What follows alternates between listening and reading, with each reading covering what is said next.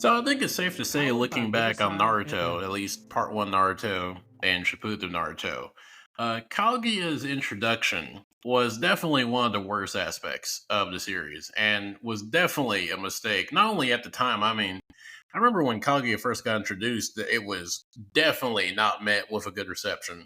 People did not like her, and especially it was really a good part of it was that Madara had been built up so well for a long time. Like, I mean, he had been built up all the way from part one of Naruto.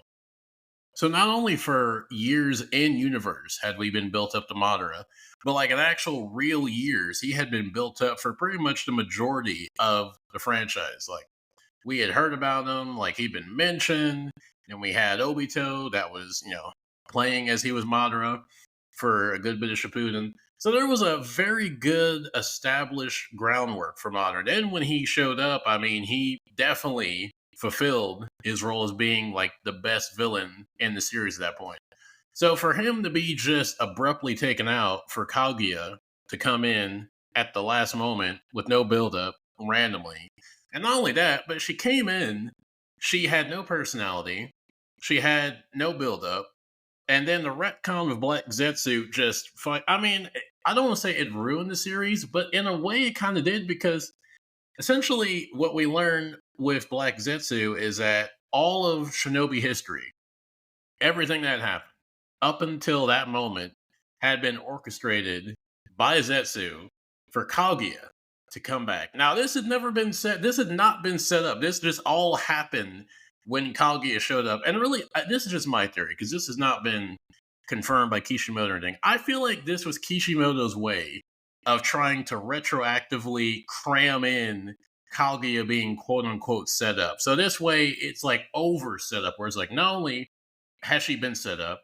but literally the entire series and then everything before the series has all been orchestrated like a fucking 16 chess move, not by the Akatsuki or Pain or Madara or anyone. It was actually Zetsu who was actually being controlled by Kaguya to bring her back, even though none of this shit was ever brought up before. And then Zetsu was not even really a character. I mean, he was just there. Like, Zetsu throughout Shippuden was just there. He didn't have any significant role. He didn't have any established character to like build on for us to like actually kind of see him as being like a legitimate villain or like him being like a mastermind. And some people argue, oh, well, that's the point. Like, oh, he was like supposed to be just kind of in the shadows. And it's like, no, no, fuck that. He was not Kishimoto. If you were to ask him when he was making Shippuden, if like Zetsu was supposed to be like this higher purpose 40 chess puppet master, probably wasn't even his mind. That probably didn't come to him until the fourth Great Ninja War.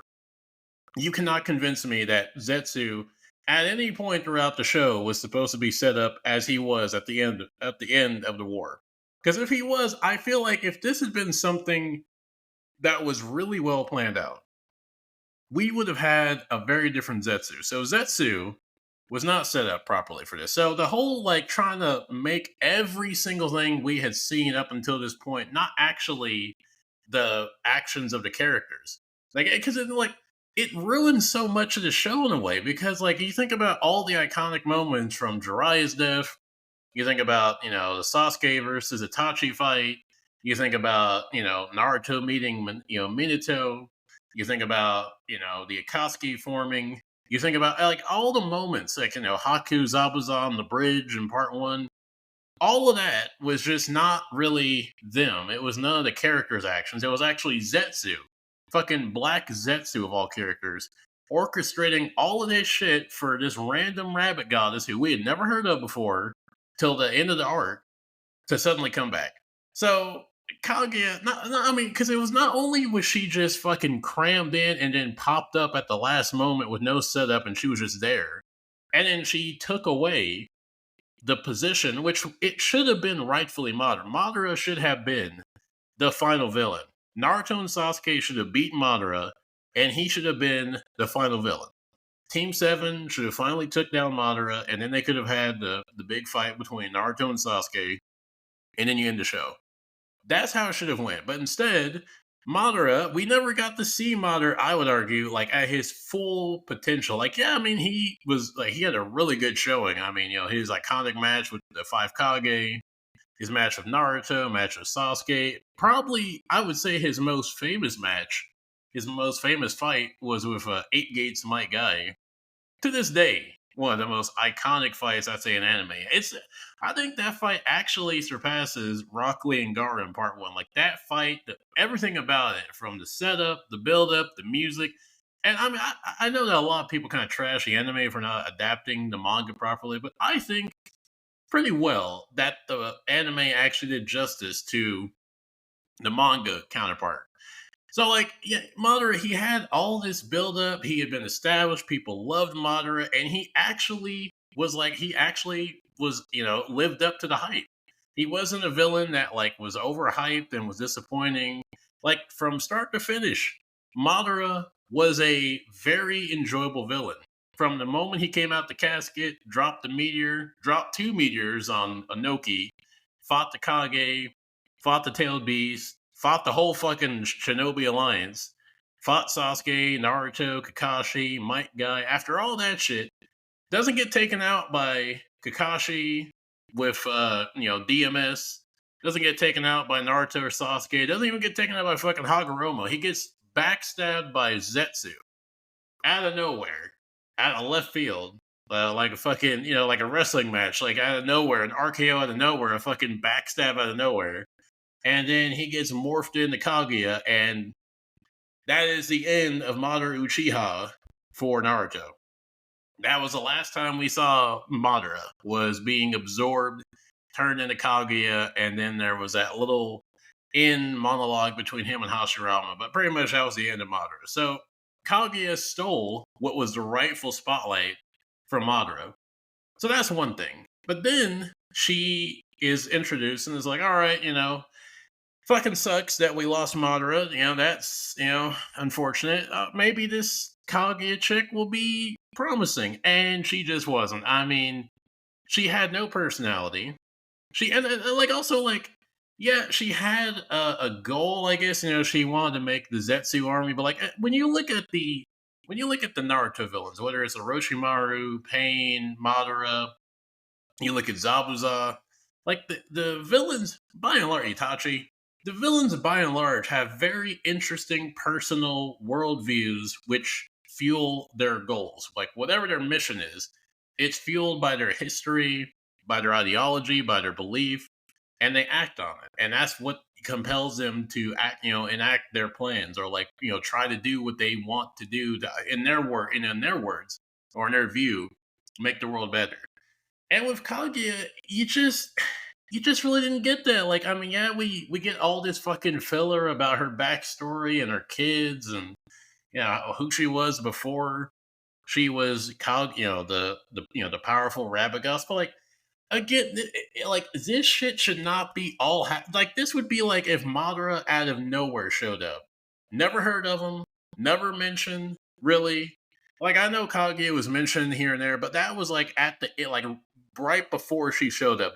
That's not like I don't count that as being built up. That's just fucking trying to have like a cover to be like, oh, see, she was mentioned, therefore she was set up. It's like, no, mentioning a character and actually having set up is two different things. Like you can mention a character, that doesn't mean when they show up they have an established setup to them being there. You have to do more than just say their name, mention their name, and be like, oh, some random chick Kaguya. Oh, by the way, here she is. See, we set it up. How good, like how good that was. It's like, no, that was shit. That was terrible. And so there was no setup for it, and then they try to like rush all this filler into learning about her. And it's like again, like this should not we should not be at the end of the series in the final battle learning about the fucking main villain. This should have been established way before now. Like I mean, we already had Madara established by the time Kaguya showed up, and then all that was just fucking just thrown away for Kaguya. And I mean, yeah, I mean Kaguya, I know she has her fans. By and large, she is hated or disliked. I have come to dislike Kaguya a lot more because not so much because of her. I mean, yeah, like I don't like how she's introduced. how she took the spotlight from Madara. And that's not really why I dislike her as much. I dislike her more because of what she was pretty much like what she was a kind of a precursor to. Because she was the origin of the Otsutskis in the Naruto series. And in my opinion, I think by and large, the Otsutskis have been a net negative on the Naruto series. I think that their introduction, their existence in Naruto has been a negative. It has taken a tremendous amount away from the show. Like, and it all starts with Kaguya. Her introduction was the precursor for fucking Jigen and Momoshiki and uh Jigen and what all the other fucking whatever the other Otsutskis are. Like, she was the precursor for that. You know, she was the origin of that. And so I've grown to dislike her more just because of her being the origin, the foreshadowing of what was to come in Boruto. But I was thinking, looking at Boruto, because I'm gonna be honest, I don't keep up with Boruto too much. Like, I have a rough idea of what's going on in Boruto, or Boruto Blue Vortex, as it's called now. And I was thinking of how could Kaguya had work. Like, let's do like a little bit of, I guess, fan fiction, as they say, as they call it. Like, I think there is a way you could have done Kaguya, and I think done her well. And I feel like if you had done Kaguya in a little bit, not a little bit, a pretty major way, if you had done her arc a lot differently, you could have a perfect ending for Naruto, Sasuke, and Kaguya. So here's what my idea is. So let's say that Kishimoto, instead of having Zetsu at the last moment with no setup, no build up, no foreshadow, no none of that. Let's say that we go back and you give Zetsu a lot more to work with. Like, you give him more of a story, like more of an arc. You give him more of a main character status. Like, he has as much screen time as like Itachi, Pain, Obito, and you actually, like, we learn about Kaguya. Not that she's kind of like Madara. Like, you learn about Kaguya and you understand, like, as the story goes on, we learn about her, and we learn about her origin, we learn about her backstory, we learn about Zetsu's connection to her, we learn about how Zetsu came to be and how it's tied to Kaguya. And what you could have is, you could have it to be where by the time the Fourth Great Ninja War happens, we have a pretty good idea of who Kaguya is. Like, we know who she is, we know her backstory, and you could have it that, however it works, that like Madara's, Eye of the Moon plan, when it activates, you could have it be like something happens where that plan, or somehow Madara activating it, and Naruto and Sasuke and Team 7 fighting him, ends up like causing a chain effect that causes for Kaguya to reawaken. Or you could like have it to be where she's like sealed already, and somehow from the Eye of the Moon plan, it causes her to be unsealed. But she's like in another dimension. So she's unsealed, but she can't quite get back yet. And so you have Madara, you have him be the final villain. They have their final fight, Team 7 and Madara. Madara gets defeated. You have Naruto and Sasuke have their fight, and pretty much like really after Madara is defeated, you can keep the same ending. Like, nothing really has to change after Madara is defeated. You just have the fight play out. Naruto becomes Hokage, and end of Naruto. Now, what I would have done is I would have Kaguya be the final villain for the end of part one of Boruto. So what I would have done is I would have had the beginning of Boruto establish that Kaguya has now awakened and is now unsealed, and now is like trying to get back to Earth. And somehow Naruto and Sasuke and the world find out about it. And now at this point, we know who Kaguya is. We know her backstory. We know why why she's where she's at, how she came to be. Like, we have her established as a character. And so she's like trying to come back, and as far as like why she's coming back, I mean, you can make any number of reasons why, but she's trying to come back to Earth. And you have Naruto and Sasuke and the rest of the Kage and the top ninja have to try to figure out a way to either prevent her from coming back to Earth, or they're trying to like somehow stop her en route to come back to Earth. And so I would have, and I think this would be a better way than what I think this would be a better way to get rid of Naruto and Sasuke than what they're doing in the series. Because I don't like. I personally believe that Naruto and Sasuke should have been killed off. I don't. I just think that they are just being wasted for no reason. I mean, they're clearly Boruto does not want to have them in the story anymore. That is abundantly clear, and they're not going to be coming back for years. Naruto and Sasuke are going to be out of action for at least a few more years. We're not going to see them for a while. Honestly, we're probably not going to see Naruto and Sasuke till like the very end of the Boruto series, and who knows when the fuck that's going to happen? That might be fucking 10 years from now. So it's a long road before we're going to get Naruto and Sasuke back. So what I would do is I would have Naruto and Sasuke have a grand, like a major cosmic battle. I mean, because Boruto's already trying to be like a diet, great value Dragon Ball series. Like it's trying to get there. Like I'm sure by the end of Boruto, it's going to be like a fucking Marvel Dragon Ball series. And so this could be right in line with that, where you have Naruto and Sasuke have this very cool, very drawn out battle, and you could also have Naruto, awaken or activate Baryon mode, and you have the end of the fight be that Naruto and Sasuke defeat Kaguya, and they could either seal her or preferably they just like defeat her, but like you have her set up for the whole series. And then at the end of part one of Boruto, they finally have the big fight, pretty much like Madara, and you have your big fight, and they defeat Kaguya, and in the aftermath of that, Naruto and Sasuke die, and you could even have, I mean, hell, I mean, you could even have, if you wanted to, I mean, it doesn't have to, you could have Kakashi even die.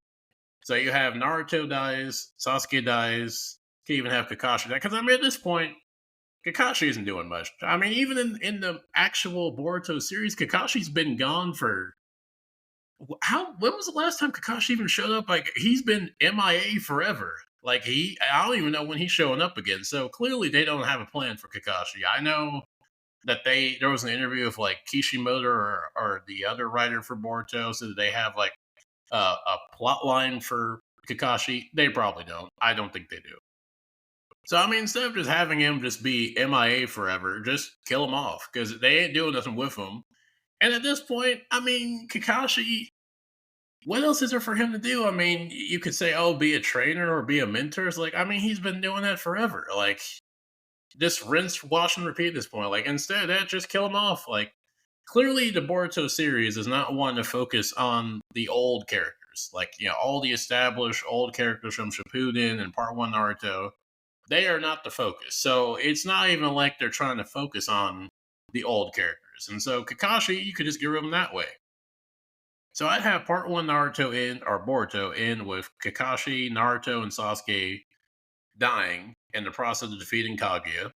Then after that, you could use that to set up Ishiki. Because I think, like, as much as I don't like the Otsutsuki, I do like aspects. I like the potential of what Ishiki could have been. I just don't like the execution. It's kind of like Kaguya. Like, I don't dislike the concept of Kaguya, and I don't dislike her being a major villain. I just don't like how it was executed.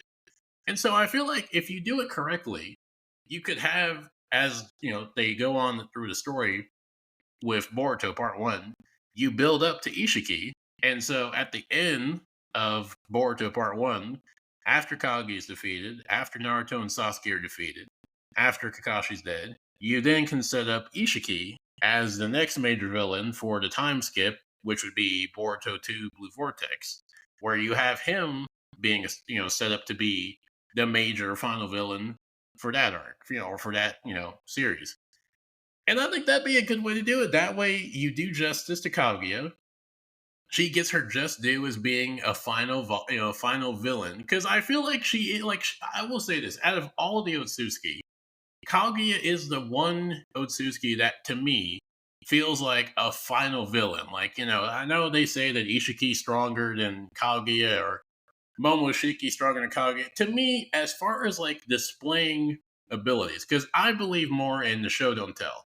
I don't care about people telling me how powerful they are. To me, the actual actions of like what she showed as a in like was a fun of like she's going to different dimensions. She has all these cool abilities. Like she felt like a final boss. Like at least say what you will about her character, say what you will about her introduction, but at least from a a pure power standpoint, she actually felt like a final villain. Like when they were fighting, I'm like, this feels like a villain for the end of a show or like for the end of a story. So I feel like that she's out of all those Suzuki, she has that, feel to her of like being a final boss. So I think it gives her just due, and you actually have her own arc. And I think this way people would actually like Kaguya because in doing it this way, you can actually give her a character instead of having her just be like a fucking puppet to Black Zetsu who's like always asking him what to do and like is just unable to do anything without him. You have her be her own character, be independent. She doesn't need Zetsu. She does her own actions. She's a competent villain. That would make her, and that could make her. You could argue if it's done well, a far more iconic villain than even Madara. And even the Akatsuki or Zabuza. And that might be going a little bit too far, but she could at least be in contention for being like one of the top villains this way. And then also, you do justice to Naruto because he ends up going out defending not only the village but the planet from its biggest threat ever. And Sasuke as well goes out defending the world. And they were already, the two most iconic, famous heroes in the history of the shinobi world. But now they would be, their legacy would be cemented on a cosmic level that they defeated the most powerful threat we've ever seen in the universe. And then you lead that into part two, where now you have Ishiki as the main villain. And then also, this actually gives a lot of character development to Boruto, where, like, having to deal with the grief and the loss of his dad, the village has to deal with the loss of of the Seventh Hokage. And the Leaf Village, you could also go into, like, the political aspect of, like, how does the political landscape change and shift that now the most powerful nation has lost its two most powerful, members? Because like Naruto and Sasuke, even in the main Boruto timeline, those two either together or separate are the most powerful characters in the entirety of the Five Great Nations. If you combine every nation together, they still are nowhere near the level of Naruto and Sasuke. So the power level of the nations is just fucking. I don't think in the entirety of the Shinobi world that the power balance has been so fucking lopsided. Like, yeah, you could argue that when Hashirama was Hokage, it was kind of unbalanced because he was able to capture all the tailed beasts by himself and gave them as gifts to the other nations. So Hashirama was pretty powerful, and he also had Madara as an ally for a brief time. But even then, like, I don't think that the power balance was as fucking insanely like massive as it is with Naruto and Sasuke. The leagues of difference between Naruto and Sasuke and the rest of the Kage and the villages is just insane. Like, it's not even comparable. Like, it is such a massive gap that it's almost a joke.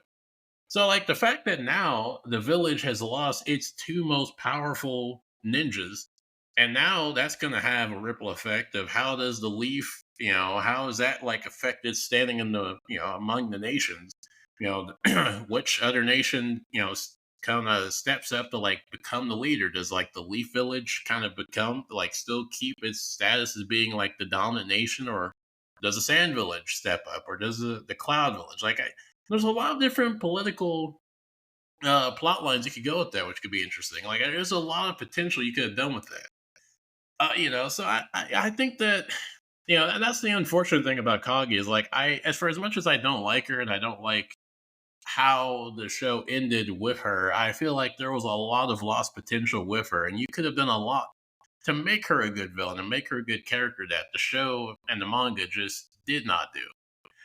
But with that said, I think I'm gonna call it a day here, and I will see you good people later.